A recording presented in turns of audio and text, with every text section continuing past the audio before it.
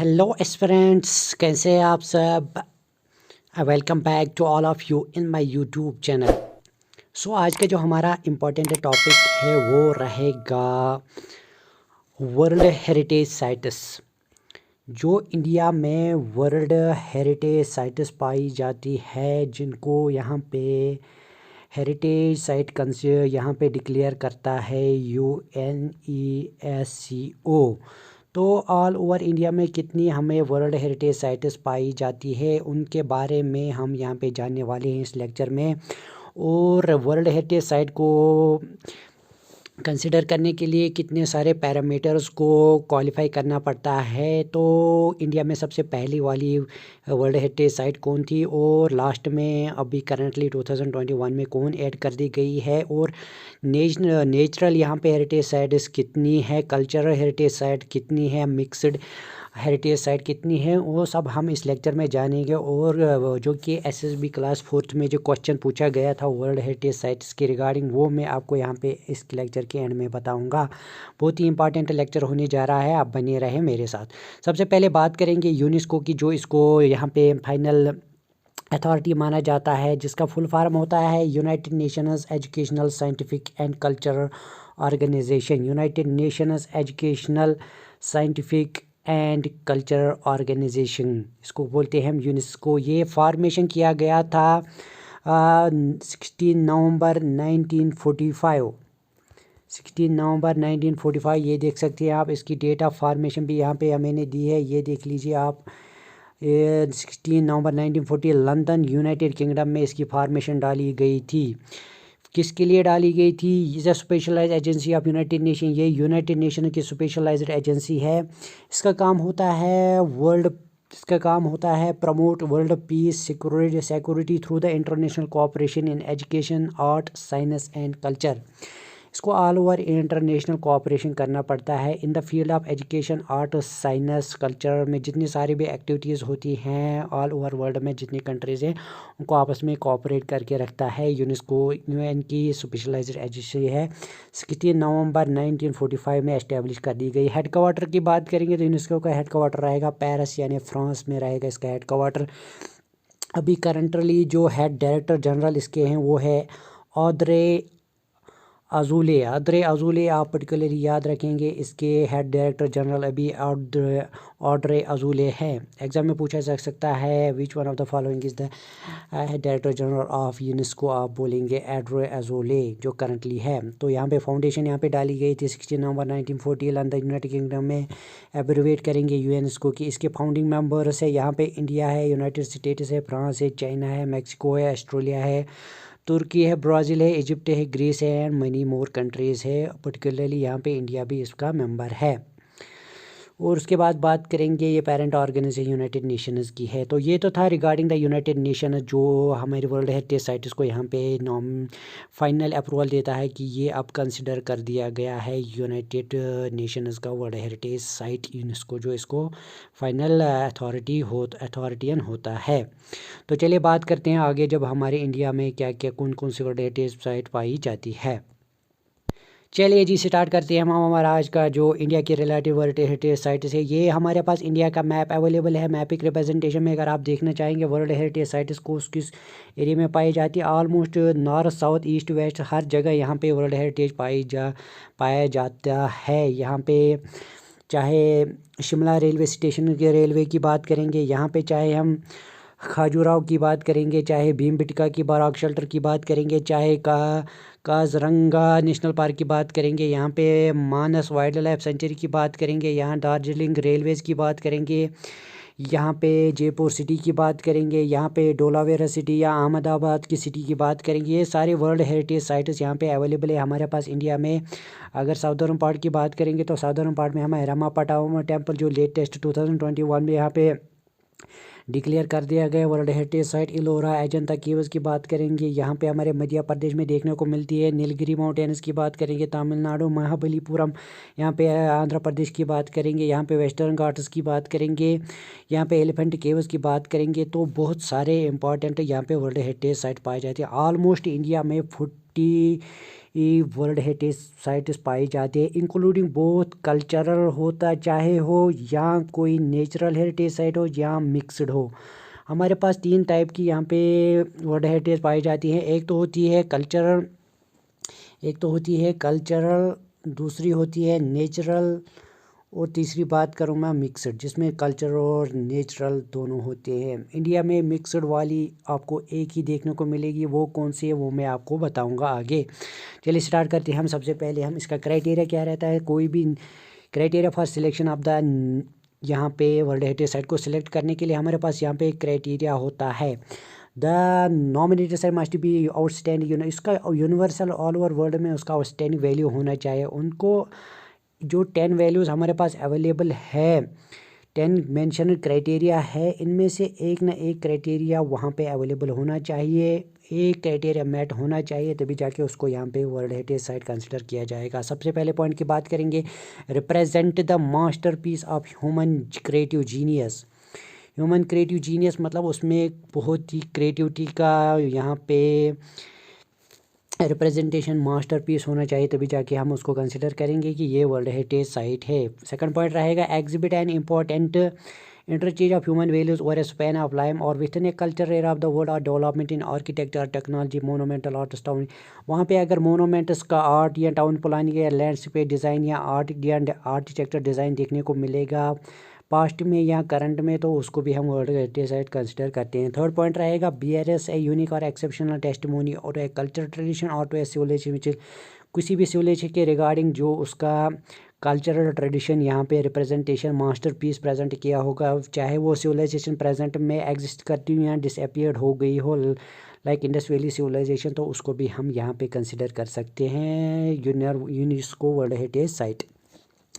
Fourth point की बात की, is an outstanding example of building arc. यहाँ पे बहुत सारी आउटस्टैंडिंग मतलब बहुत बढ़िया आउटस्टैंडिंग एग्जांपल होनी चाहिए, आर्किटेक्चर बिल्डिंग होनी चाहिए, आर्किटेक्चर होना टेक्नोलॉजिकल होनी चाहिए, या बहुत फैसिनेटिंग व्यू वहाँ पे बिल्डिंग कंस्ट्रक्शन होना चाहिए जो ह्यूमन हिस्ट्री को रिप्रेजेंट करता होगा, तो वो भी हम यहाँ पे कंसिडर करेंगे world heritage site. Fifth point की बात करूँगा मैं यहाँ पे पर्टिकुलरली, यहाँ पे फिफ्थ पॉइंट में यहाँ पे बोला गया है, tradition human settlement land use culture human interaction with the environment specially when it become vulnerable under the impact of irreversible changes.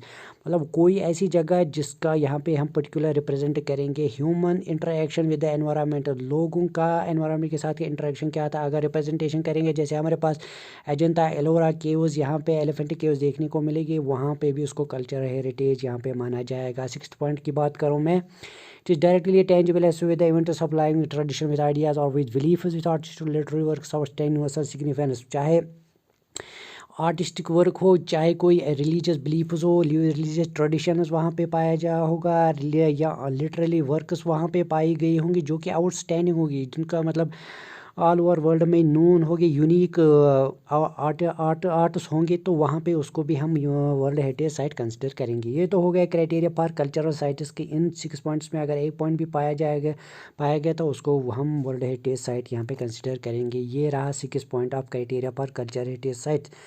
Natural sites के क्राइटेरिया बात करेंगे, 4 पॉइंट्स यहाँ पे क्लियरली मेंशन कर दिया गया। इन 4 पॉइंट्स में एक क्राइटेरिया आपको मेट करना पड़ेगा। सबसे पहले बात करेंगे सुपरलेटिव नेचुरल फिनोमेना और area of exceptional natural beauty और aesthetic appearance. Exceptional natural beauty and aesthetic, यहाँ पे सुपरलेटिव नेचुरल फिनोमेना और areas of exceptional natural beauty, मतलब वहाँ बहुत बढ़िया नेचुरल ब्यूटी होनी चाहिए उस एरिया में, यानी मतलब ओवरऑल नेचुरल ब्यूटी वहाँ पे बहुत यूनिक होनी चाहिए, तभी जाके उसको नेचुरल साइट कंसिडर कर दिया जाएगा।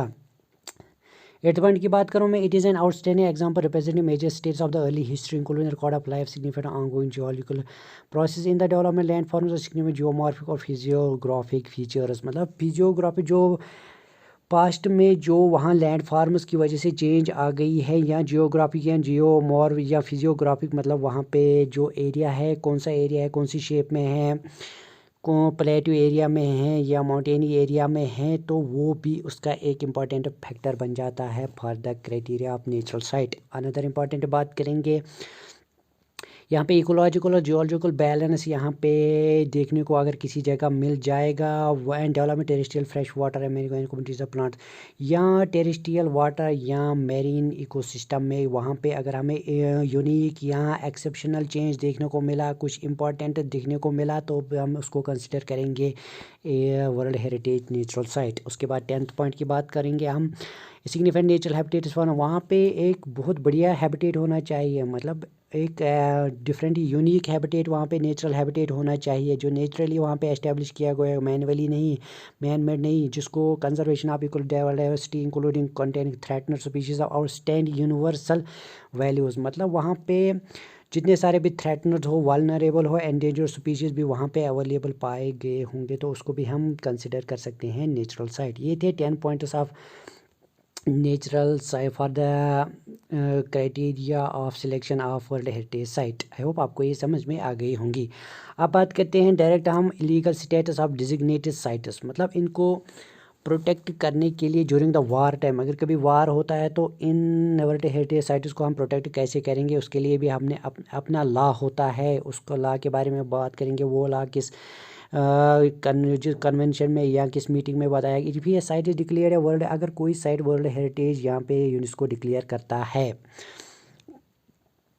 उसको यहाँ पे लीगल प्रोटेक्शन हम प्रोटेक्ट करते हैं, उसको बोलते हैं to the law of under the, उसको लॉ ऑफ वार। अगर लॉ ऑफ वार की during under the Geneva convention, जो जेनीवा कन्वेंशन है, जो जेनीवा कन्वेंशन हो गया था regarding the world heritage sites UNESCO की, उसमें जो आर्टिकल्स हैं उसमें प्रोटोकॉल्स वगैरह हमने दी है, including the Hague convention for the protection of cultural property in the event of armed conflict and international law. जो ये वाला लॉ की बात कर रहे हैं हम, हागी कन्वेंशन जो हो गया था, उन्होंने बोला था हम ये कल्चरल प्रॉपर्टी को कैसे कंजर्व या प्रोटेक्ट करेंगे during the armed conflict and international law. तो इनके लिए हमने यहाँ पे article 53 of Geneva convention treaty जो हो गई थी कंट्रीज़ के, जो फाउंडिंग कंट्रीज़ ऑफ यूनेस्को के हैं, उनके बीच में ये कन्वेंशन हो गई थी, ये ट्रीटी बनाई गई थी कि हम इसको कैसे यहाँ पे प्रोटेक्ट करेंगे। Protection of culture objects and places of worship with prejudice to the provision of Hague convention. ये देखिए हागी कन्वेंशन जो हमने कंडक्ट कराया था for protection of cultural property events and arms conflict fact of 14 मई 1954 में ये कन्वेंशन कराई गई थी। तो and other international instruments it is prohibited. तो यहाँ पे इन्होंने क्लियरली बताया है, इसके अकॉर्डिंग हम यहाँ पे प्रोहिबिट करते हैं, अगर कभी भी वार होता है या इंटरनेशनल लॉ की कंडीशन आती है, तो to commit any act of hostility direct against the historic monuments, works of art और places of worship which constitute the culture of spiritual heritage of people. तो यहाँ पे प्रोहिबिट कर दिया गया है कि कोई भी यहाँ पे हॉस्टिलिटी वगैरह नहीं की जाएगी, हिस्टोरिकल मोनूमेंट्स के साथ कोई छेड़छानी नहीं करेगा, इनको प्रोटेक्ट करेंगे सबसे पहले हम। To use such subjects it supports of the military effort, यहाँ पे मिलिट्री एफोर्ट के लिए इसको मिलिट्री एफोर्ट यहाँ पे लगाया जाएगा, इसको प्रोटेक्ट कर दिया जाएगा। तो यहाँ पे सारे जो इतने सारे भी इनमें ये वगैरह जो भी प्रोजेक्ट्स वगैरह ऑब्जेक्ट वगैरह होती हैं, चाहे कोई बिल्डिंग वगैरह हो, नेशनल पार्क हो या कुछ भी हो, तो उनको प्रोटेक्ट करने के लिए हमें जो भी हमारे पास आर्टिकल 53 ऑफ जेनेवा कन्वेंशन उसके अकॉर्डिंग हम उसको प्रोटेक्ट करना है। हमें चाहे कितना भी आर्मी फोर्स लगाना पड़े, चाहे कोई भी तरीका इस्तेमाल करना पड़े, लेकिन हमें उसको प्रोटेक्ट करना है according to the Geneva convention of article 53 Geneva convention, Hague convention for the protection of culture property in the events of army conflict 1954 में ये बताया गया था। तो सीधे डायरेक्ट चलते हैं हम अब हमारे वर्ल्ड हेरिटेज साइट्स पे। सबसे पहले नंबर पे आएंगे, हमारे इंडिया में सबसे पहले स्टार्ट किया गया था कल्चरल साइट्स की बात करेंगे, 1983 में देखा गया था। सबसे पहले अजंता केव्स महाराष्ट्र में देखी गई है, उसके बाद इलोरा केव्स महाराष्ट्र में देखी गई, उसके बाद ताजमहल यहाँ पे उत्तर प्रदेश में, उसके बाद 4th नंबर पे उत्तर प्रदेश में, यानी 1983 में यहाँ पे कल्चरल साइट्स हमें देखने को मिली थी। अजंता केव्स महाराष्ट्र में, इलोरा केव्स महाराष्ट्र में, ताजमहल उत्तर प्रदेश में, आगरा फोर्ट उत्तर प्रदेश में, इनको हमने वर्ल्ड हेरिटेज साइट यहाँ पे करार दिया गया था। अगर हम बात करेंगे अजंता केव्स की, तो चलो मैं आपको अजंता केव्स दिखाता हूँ। यहाँ पे सबसे पहले ये देखिए, अगर आप अजंता केव्स देखना चाहेंगे जो महाराष्ट्र में पाई गई थी, यहाँ पे देखिए 1983 में सबसे पहले इसको यहाँ पे वर्ल्ड हेरिटेज कंसिडर कर दिया गया था।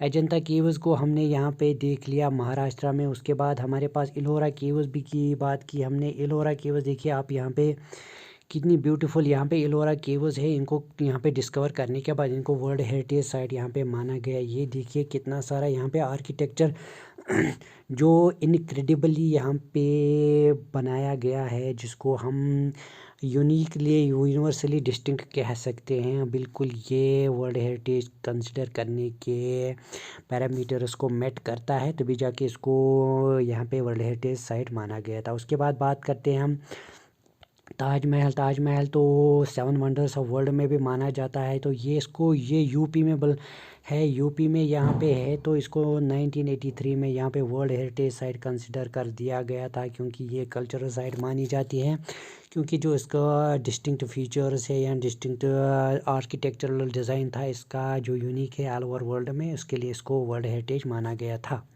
उसके बाद बात करूँ मैं यहाँ पे ताजमहल की बात हो गई। उसके बाद इलोरा अजंता केव्स की बात करी हमने। उसके बाद हमने बात करी थी और हमारे पास हेरिटेज थी आगरा फोर्ट। आगरा फोर्ट मैं आपको दिखाना चाहूँगा यहाँ पे आगरा फोर्ट। ये देखिए आगरा फोर्ट, यहाँ पे फोर्ट कैसा है, बहुत बढ़िया फोर्ट है। मतलब इसका आर्किटेक्चर आप देख सकते हैं, मतलब बिल्कुल डिस्टिंक्ट है और ये एक्सट्रीमली यहाँ पे वंडरफुल या इनक्रेडिबल इसको बोल सकते हैं हम। इसका आर्किटेक्चर वर्ल्ड हेरिटेज के पैरामीटर्स को मेट करता था इसीलिए इसको यहाँ पे वर्ल्ड हेरिटेज 1983 में इसको भी यहाँ पे यूपी में बिलोंग करता है। ताजमहल और वो ये आगरा फोर्ट, तो इनको वर्ल्ड हेरिटेज साइट यहाँ पे माना गया था। तो ये तो थी 1983 में हमारे पास 4 यहाँ पे वर्ल्ड हेरिटेज साइट हमें देखने को मिली गई थी सबसे पहले। उसके बाद बात करेंगे 1984 पे यहाँ पे सन टेम्पल उड़ीसा, कोणार्क उड़ीसा में देखने को मिला। सन टेम्पल की बात करूँ मैं, सन टेम्पल उड़ीसा की बात करूँ मैं, तो मैं आपको दिखाऊँगा सन टेम्पल उड़ीसा में, यहाँ आपको दिखाऊँगा यहाँ पे।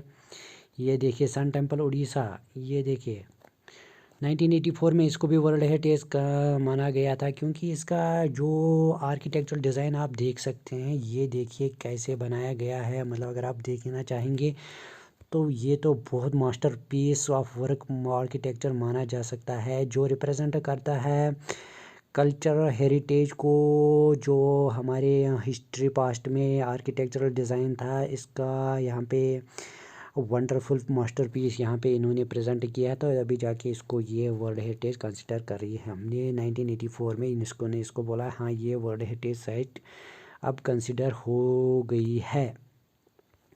तो उसके बाद बात करेंगे हम यहाँ पे group of monuments and Mahabalipuram.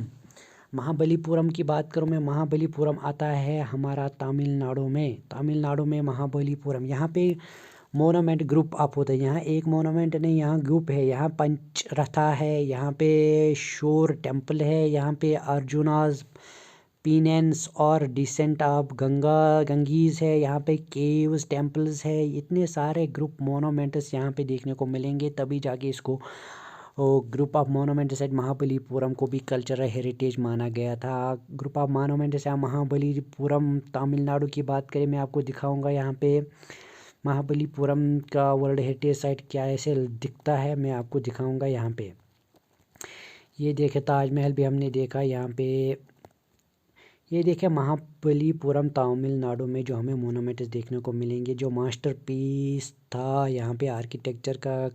ये देखिए कैसा यहाँ पे ये टेम्पल कंसिडर किया या उन्होंने एलिफेंट बनाया है। ये देखिए ये एक और आर्किटेक्चर यहाँ पे देखने को मिल रहा है। ये देखिए यहाँ पे एक दीवार में यहाँ पे इन्होंने कितने सारे डिज़ाइन बनाए हैं, मतलब बहुत ही मास्टरपीस ऑफ आर्ट वर्क या आर्किटेक्चर इसको कहा जा सकता है। तो महाबलीपुरम में ये 5-6 ये मोनूमेंट्स हमें देखने को मिलते हैं, तभी जाके इनको वर्ल्ड हेरिटेज यहाँ पे कंसिडर कर दिया जाता है। 1984 में हमें ये वर्ल्ड हेरिटेज देखने को मिली थी। उसके बाद बात करते हैं हम another important world heritage site की। ये तो हो गई महाबलीपुरम तमिलनाडु की बात। अब बात करेंगे churches and convents of Goa. Goa में हमें जो चर्चेस और कॉन्वेंट्स, जो चर्चेस होते हैं क्रिश्चियंस के लिए, जो 1986 में हमें देखने को मिला churches of and convents of Goa. Goa में हमें देखने को मिला चर्चेस एंड कॉन्वेंट्स बहुत ही ये मास्टरपीस के आर्ट ऑफ वर्क उनमें भी देखा गया था, तभी जाके उनको भी यहाँ पे ये देख सकते हैं हम। Churches and convents of Goa 1984 में 86 में हमने इनको यहाँ पे वर्ल्ड हेरिटेज लिस्ट में पाया था। ये देखिए यहाँ पे एक चर्च का डिज़ाइन देख सकते हैं आप। यहाँ पे सेंट फ्रांसिस्को का चर्च देख सकते हैं आप। यहाँ पे देख सकते हैं बॉम जीसस का चर्च देख सकते हैं। यहाँ पे अनदर इम्पॉर्टेंट चर्च देखिए, यहाँ पे कितना ब्यूटीफुल डिज़ाइन या मास्टरपीस ऑफ आर्किटेक्चर इनमें भी प्रेजेंट किया गया है। तभी यहाँ पे churches and convents of Goa 1986 में इनको भी वर्ल्ड हेरिटेज कंसिडर कर दिया गया था। ये तो हो गया था 1986 वाली की बात। उसके बाद 1986 में और एक important world heritage site monuments group Khajuraho group of monuments, जो कि मध्य प्रदेश में खाजुराहो ग्रुप ऑफ मोनूमेंट्स इनको पर्टिकुलर नाम दिया गया है। वहाँ पे group of Hindu and Jain temples है। एग्जाम पॉइंट ऑफ व्यू से बहुत इंपॉर्टेंट है, पूछा जाता है in Khajuraho group of monuments, which type of temples are found in that very world heritage site? आप बोलेंगे group of Hindu and Jain के दोनों टेम्पल्स यहाँ पे पाए जाते हैं। हिंदू टेम्पल्स की पर्टिकुलर बात करेंगे, वहाँ पे आएगा Kandariya Mahadeva temple, Vishwanatha temple, Lakshmana temple, Chausath Yogini temple etcetera. ये हिंदू ऑरिजिन के हैं वहाँ पे। अगर पर्टिकुलरली यहाँ पे जैन टेम्पल्स की बात करेंगे तो वो आएगा Parshvanatha, Adinath, Shantinatha temples of Jain origin. ये तीन यहाँ पे पर्टिकुलर यहाँ पे खाजुराहो ग्रुप ऑफ मोनूमेंट्स में group of Hindu plus group of Jain temples भी पाए जाते हैं। मध्य प्रदेश है खाजुराहो ग्रुप ऑफ मोनूमेंट्स की बात करेंगे मध्य प्रदेश में, तो मैं दिखाऊंगा आपको कहाँ है खाजुराहो। और ये देखिए चर्चेस भी हमने। आप Khajuraho group of temples of Madhya Pradesh 1986 की बात करेंगे तो ये देखिए, ये तो बिल्कुल ही एक्स्ट्रा ऑर्डिनरी या अनएक्सेप्शनल यहाँ पे इसको बोल सकते हैं। तो इसको आर्किटेक्चर आप देख सकते हैं, ये Hindu temples plus Jain temples यहाँ पे पाए जाते हैं। हिंदू का भी यहाँ पे टेम्पल और जैन का भी टेम्पल है, इन दोनों को मिक्स करके यहाँ पे वर्ल्ड हेरिटेज यहाँ पे साइड का नाम दिया गया है, जिसको खाजुराहो ग्रुप ऑफ मोनूमेंट्स के नाम से हम जानते हैं। तो आप देख सकते हैं कि कितना ब्यूटीफुल लुक दे रहे हैं। ये तो मास्टरपीस है, तो क्राइटेरिया मेट किया गया था, तो तभी जाके इनको खाजुराहो ग्रुप ऑफ मोनूमेंट्स को भी यहाँ पे इन्होंने वर्ल्ड हेरिटेज मान लिया था। उसके बाद बात करेंगे फतेहपुर सिकरी। पर्टिकुलरली आप लोगों ने ये नाम बहुत बार सुना होगा, फतेहपुर सिकरी उत्तर प्रदेश में है, तो ये भी वर्ल्ड हेरिटेज साइट है। मैं आपको दिखाना चाहूँगा Fatehpur Sikri world heritage site जो यूपी में है, वो मैं आपको दिखाऊँगा। फतेहपुर सिकरी की बात करते हैं, चलो ठीक है, फतेहपुर सिकरी की बात करते हैं हम। ये है फतेहपुर सिकरी, ये कुतुब मीनार है, ये हुमायूं टेब है। फतेहपुर सिकरी की बात करूँगा मैं आपको दिखाऊंगा, एक मिनट गाइस। तो ये देख लीजिए गाइस, ये हमारे पास फतेहपुर सिकरी है। ये देख लीजिए फतेहपुर सिकरी यूपी में है। 1986 में इसको हमने वर्ल्ड हेरिटेज की लिस्ट में पाया था। यूपी में 1986 में इसको भी वर्ल्ड हेरिटेज यहाँ पे इन्होंने मान लिया था। यहाँ पे इसका आर्किटेक्चरल डिज़ाइन आप देख सकते हैं, रेक्टेंगुलर शेप में बनाया गया है। मतलब इसका यहाँ पे एंट्री गेट आप देख सकते हैं, मतलब इसका डिज़ाइन देख सकते हैं। ओवरऑल ये भी मास्टरपीस ही है, तो यूनिकली यहाँ पे इसको डिज़ाइन किया गया है, तभी जाके इसको वर्ल्ड हेरिटेज लिस्ट में पाया गया था। ये था फतेहपुर सिकरी यूपी 1986 में। अब बात करते हैं गाइस, यहाँ पे हम यहाँ पे सीधे यहाँ पे group of monuments at Hampi. तो group of monuments at Hampi Karnataka में है। हम्पी कर्नाटका में यहाँ पे ग्रुप ऑफ मोनूमेंट्स क्या क्या है अवेलेबल हमारे पास यहाँ पे है। यहाँ पे भी मोनूमेंट्स पाएंगे, वो ग्रुप में पाए गए थे। यहाँ पे कृष्णा टेम्पल कॉम्प्लेक्स है, यहाँ पे Narasimha Ganesha Hemakuta group of temples, यहाँ अच्युतरा टेम्पल कॉम्प्लेक्स, या विथाला टेम्पल कॉम्प्लेक्स, या Pattabhirama temple complex, lotus Mahal complex. ये सारे टेम्पल कॉम्प्लेक्सेस यहाँ पे group of monuments at Hampi Karnataka में पाए गए थे 1986 में, तो इनको भी वर्ल्ड हेरिटेज कंसिडर कर दिया गया था। मोनूमेंट्स एट हम्पी की बात करूँगा तो मैं आपको सीधे हम्पी पे लेके चलूँगा। मोनूमेंट्स ऑफ हम्पी की बात करते हैं हम, चलो ठीक है, मैं आपको दिखा रहा हूँ मोनूमेंट्स एट हम्पी। ये देखिए Karnataka 1986 group of monuments at Hampi की बात की हमने, ये देख लीजिए आप। हम्पी कर्नाटका 1986 की बात करें, ये ग्रुप ऑफ मोनूमेंट्स, यहाँ सारे बहुत सारे टेम्पल्स, ये पर्टिकुलर टेम्पल्स की बात करी हमने। ये देखिए यहाँ पे कैसे कैसे मोनूमेंट्स या कितने सारे टेम्पल कॉम्प्लेक्स यहाँ पे बनाए गए हैं। इनका भी यहाँ पे डिस्टिंक्ट या यूनिक आर्किटेक्चर डिज़ाइन आप स्ट्रक्चर आप देख सकते हैं, बहुत ही वंडरफुल यहाँ पे ये माना जाता है। आई होप आपको ये चीज़ें यहाँ पे अच्छे से पिक्टोग्राफी के लिए रिप्रेजेंट मैंने किया, आपको याद रखने में आसानी हो जाएगी। उसके बाद बात करते हैं हम another important world heritage site की। देखिए हम यहाँ पे बात करेंगे, चलो मैं आपको एक और यहाँ पे वर्ल्ड हेरिटेज 1986 की तो बात हो गई है, तो 1986 में इतने सारे हमें देखने को मिला। अब 1987 की बात करते हैं। 1987 में बात करेंगे तो सबसे पहले देखेंगे हम एलिफेंट केव्स, जो इलोरा एंड अजंता केव्स जैसे हमने देखी थी महाराष्ट्र, वैसे ही हमारे पास एलिफेंट केव्स भी हमारे महाराष्ट्र को देखने को मिलेंगे। बहुत ही इंपॉर्टेंट है ये वाली एलिफेंट केव्स भी यहाँ पे, बहुत ही वर्ल्ड हेरिटेज साइट के एग्जाम पॉइंट ऑफ व्यू से बहुत इंपॉर्टेंट। तो गाइज ये देखिए यहाँ पे है एलिफेंट केव्स का रिप्रेजेंटेशन, आप देख सकते हैं कितना यहाँ पे ब्यूटीफुल व्यू है इनका। मतलब ये बिल्कुल पहाड़ के नीचे, ये माउंटेन के नीचे एक एलिफेंट केव वगैरह बनाए गए थे, जो यहाँ पे historical importance for the cultural representation of the human interaction with the environment, या जो कल्चरल आर्ट्स रिप्रेजेंटेशन करते हैं। यहाँ पे एलिफेंट केव्स यहाँ पे महाराष्ट्र में 1987 में पाए गए थे, तो इनको भी यहाँ पे हमने वर्ल्ड हेरिटेज लिस्ट में डाल दिया था यूनेस्को ने, क्योंकि बहुत ही मास्टरपीस ऑफ आर्ट यहाँ पे भी देखने को मिला था। एलिफेंट केव्स के अलावा हमें क्या देखने को मिलता है, यहाँ पे देखने मिलता है group of monuments and Pattadakal. Pattadakal Karnataka में हमें 9+1 टेम्पल यानी 10 टेम्पल्स हमें पटाडकल कर्नाटका में देखने को मिले। उसमें 9 Hindu temples and 1 Jain temple है। उसमें विरूपक्ष टेम्पल, पापानाथा टेम्पल भी पाया जाता है। ये ग्रुप ऑफ मोनूमेंट्स पटाडकल कर्नाटका में 10 temples, 9 temples of Hindu and 1 temple of Jain community का पाया गया था। मोनूमेंट्स ऑफ पटाडकल की बात करें जो कर्नाटक में पाए गए थे, तो उनकी बात करेंगे तो हम उनके रिगार्डिंग भी यहाँ पे देखेंगे कि उनका जो पटाडकल कर्नाटका 1987 में ग्रुप ऑफ मोनूमेंट्स ऑफ 9 यहाँ पे पाए जाते हैं हिंदू टेम्पल्स, और 1 पाया जाता है जैन टेम्पल। ये देख सकते हैं टेम्पल्स की यहाँ पे बहुत बड़ी बड़ी यहाँ पे ये बिल्डिंग्स इन्होंने यहाँ पे बनाई है, तो टेंपल का डिज़ाइन देख सकते हैं आप। Architectural masterpiece of work cultural point of view से बहुत इंपॉर्टेंट रहता है, रिप्रेजेंट करता है एंड एक्स्ट्राऑर्डिनरी आर्किटेक्चरल और स्ट्रक्चरल वर्क, तो तभी जाके इसको वर्ल्ड हेरिटेज लिस्ट में डाला गया था। उसके बाद बात करते हैं, ये तो हो गया पटाडकल की बात जो हमने कर।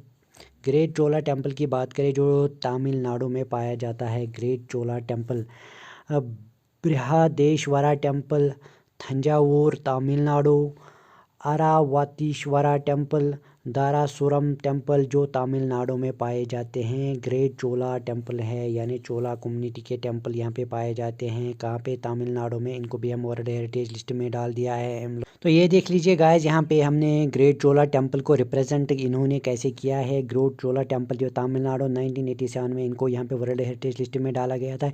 ये देखिए इस टेम्पल की ये आर्किटेक्चरल डिज़ाइन, यहाँ पे मास्टरपीस ऑफ आर्ट वर्क, यहाँ पे कल्चरल एक्टिविटीज़ को रिप्रेजेंट करता है, जहाँ पे वर्शिप के लिए यूज़ किया जाता था। जो चोला कम्युनिटी वगैरह की डायनेस्टी थी उन्होंने इसको एस्टेब्लिश किया था, तो इसको भी हिस्टोरिकल इम्पोर्टेंस दी गई थी, तभी जाके ये वर्ल्ड हेरिटेज लिस्ट में यहाँ पे इन्होंने इसको कंसिडर किया था।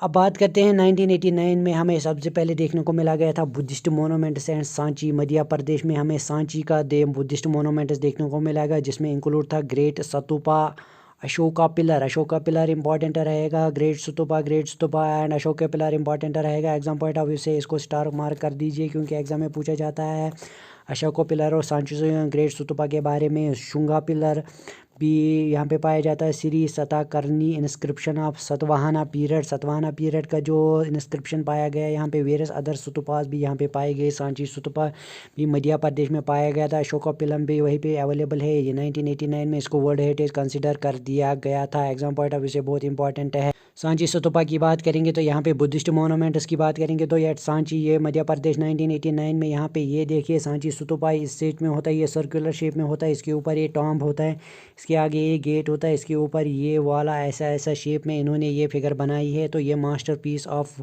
आर्ट को रिप्रेजेंट करता है, कल्चरल हेरिटेज के लिए इम्पॉर्टेंट रहता है, तभी जाके इसको वर्ल्ड हेरिटेज लिस्ट में डाला गया था। सांची में यहाँ पे अशोका पिलर भी, यहाँ पे सांची स्तूपा, तो ये है अशोका पिलर भी यहाँ पे पाया जाता है मध्य प्रदेश में, तभी जाके इसको वर्ल्ड हेरिटेज लिस्ट में इन्होंने डाला था। तो अब बात करते हैं 1993 में यहाँ पे हमें दो हेरिटेज साइट्स देखने को मिलेगी, हुमायूंस टॉम्ब और Qutub Minar and it's monuments. ये दोनों के दोनों दिल्ली में पाए गए, कुतुब मीनार और हुमायूंस टॉम्ब हेरिटेज साइट बहुत इंपॉर्टेंट रहेंगी। तो यहाँ पे बात करेंगे हुमायूंस टॉम्ब और कुतुब मीनार की। जो कुतुब मीनार बहुत ऑलमोस्ट 73 मीटर हाई यहाँ पे लंबा है, बहुत ज़्यादा बड़ा है, तो इसके बारे में भी ये वर्ल्ड हेरिटेज कंसिडर कर दी गई थी। जो दिल्ली में हुमायूं टॉम्ब और कुतुब मीनार 1993 में दोनों को वर्ल्ड हेरिटेज यहाँ पे माना गया था। हुमायूं टॉम्ब की बात करूँ मैं, तो हुमायूं टॉम्ब की ये देख सकते हैं आप, बहुत बढ़िया यहाँ के हुमायूं का टॉम्ब मतलब उनका मकबरा इस आर्किटेक्चर के अंदर, इस बिल्डिंग के अंदर रखा गया है। 1993 में इसको वर्ल्ड हेरिटेज दिल्ली में है, इसको वर्ल्ड हेरिटेज माना गया था। तो आर्किटेक्चर देख सकते हैं, इसका बहुत बढ़िया आर्किटेक्चर यहाँ लग रहा है, मतलब बहुत ही एक ज्योमेट्रिक पैटर्न में बनाया गया है, मतलब बहुत ही केयर के साथ मास्टरपीस ऑफ आर्ट वर्क को यहाँ पर रिप्रेजेंट किया कर रहा है ये बिल्डिंग, ये मोनूमेंट। उसके अलावा हमें कुतुब मीनार देखने को मिला दिल्ली में, ये देख सकते कुतुब मीनार यहाँ पे हमारे पास देखने को मिला था। कुतुब मीनार देख सकते हैं कितना लंबा है, बहुत बड़ा लंबा है, ये देख सकते हैं इसका कुतुब मीनार 73 मीटर हाई है। अगर एग्जाम में पूछा जा सकता है कुतुब मीनार की हाइट है, तो आप बोलेंगे 73 मीटर। ये दिल्ली में 1993 में इसको यहाँ पे वर्ल्ड हेरिटेज माना गया था। कुतुब मीनार की हिस्टोरिकल पॉइंट ऑफ व्यू की बात करेंगे, तो कुतुब मीनार बनाया किसने था और क्या क्यों बनाया गया था, ये देख लीजिए आप। Qutub Minar is a soaring 73 metre high tower of victory built in 1193। ये 1193 में बनाया गया था, कुतुबुद्दीन ऐबक ने इसको बनाया था। कुतुबुद्दीन ऐबक ने बनाया था immediate after the defeat of Delhi's last Hindu kingdom. Qutubuddin Aibak ने यहाँ पे हिंदू किंगडम को यहाँ पे डिमोलिश कर दिया था, हरा दिया था, तभी जाके उन्होंने इस विक्ट्री की याद में इन्होंने यहाँ पे कुतुब मीनार बनाया था 1993 में कुतुबुद्दीन ऐबक ने। The tower has 5 distinct stories. इसमें 5 डिस्टिंक्ट स्टोरीज़ आपको देखने को मिलेंगे। 5 डिस्टिंक्ट स्टोरीज़ आपको देखने मतलब 5 मंजिला का देखने को आपको मिलेंगे। अगर 5 मंजिला की बात करेंगे हम 1 2 3 4 और 5, इसमें 5 स्टोरीज़ आपको देखने को मिलेंगे। Is marked by a projecting balcony and tapers from 50 metre dia and at the base to just 2.5 metre at the top. यहाँ पे हर एक स्टोरी पे आपको एक बालकनी देखने को मिलेगी, ये देख सकते हैं हम। इसमें डायमीटर रहता है 15 मीटर का और उसका 2.5 मीटर एट द टॉप इसकी थिकनेस रहती है। तो इसके बारे में भी आपने अब जान लिया कुतुब मीनार क्या होता है। तो ये तो थे हमारे इम्पॉर्टेंट हिस्टोरिकल मोनूमेंट जो दिल्ली में हमने 1993 में देख लिए थे, वर्ल्ड हेरिटेज इनको भी माना गया था। एग्ज़ाम पॉइंट ऑफ व्यू से बहुत इंपॉर्टेंट रहता है। आई थिंक आज का लेक्चर हम यहाँ पे क्लोज़ करेंगे, क्योंकि ये लेक्चर बड़ा हो रहा है। तो हम दूसरे पार्ट में इसको रेस्ट पार्ट है जो रेस्ट वर्ल्ड हेरिटेज साइट से उनको नेक्स्ट पार्ट में कवर करेंगे। अभी आप इस पार्ट को रिविजन कीजिए, इनको याद रखिए, इसको नोट डाउन कीजिए, तभी जाके आपको चीज़ें समझ में आएंगी। बाकी जो रेस्ट हमारा पार्ट रहता है, जो हमारे पास फाइनल बाकी जो वर्ल्ड हेरिटेज साइट्स रहती हैं उनको नेक्स्ट पार्ट में हम कवर करेंगे। उसके अलावा हम देखेंगे हमारे पास जो क्लास 4 का क्वेश्चन है वो भी हम देखेंगे फाइनल में। तो यहाँ पे हमें प्रैक्टिस सेक्शन के लिए मैंने आपके लिए कुछ क्वेश्चन भी रखे हैं। तो और यहाँ पे वर्ल्ड हेरिटेज साइट्स को का बेनिफिट क्या होता है, उसका एडवांटेज क्या होता है, कि अगर किसी जगह किसी स्टेट में कोई वर्ल्ड हेरिटेज साइट हो तो वहाँ का उसका बेनिफिट क्या होता है। तो फिलहाल के लिए आज के लेक्चर में इतना ही, मिलते हैं दूसरे पार्ट में, तब तक के लिए गुड बाय एंड